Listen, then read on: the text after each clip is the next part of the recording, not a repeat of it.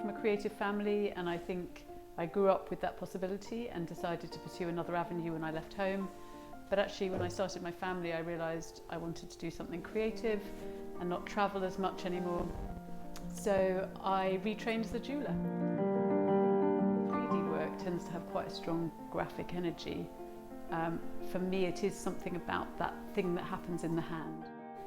You know, all my shapes are hand drawn, but actually after they've been drawn, after they've been cut, I then work with my files to take them down again so that each one will have its own energy. Even if it's a design I've made 10, 20, 30 times before, it will always have a softness, a relationship to its partner if it's an earring, or an edge that is entirely its own. It won't just be a repeat, repeat, repeat. I'm like a magpie, collecting shapes and ideas and little bits of information about historical artefacts. And for me, it's like a sort of big melting pot in my head. So I go off and I sketch and I collect that information, and it doesn't necessarily become what I sketch, but what I sketch filters into my library and things sit on top of each other. I think times of transition are when I'm most likely to be creative.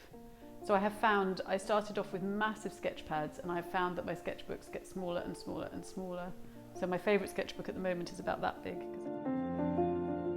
So I'm going to use this space as a creative space. And I've bought here all my lovely little collections in boxes that I've been, you know, scouring beaches and flea markets and going around my grandma's old things. And this brooch I'm wearing here is called my Three Queens brooch.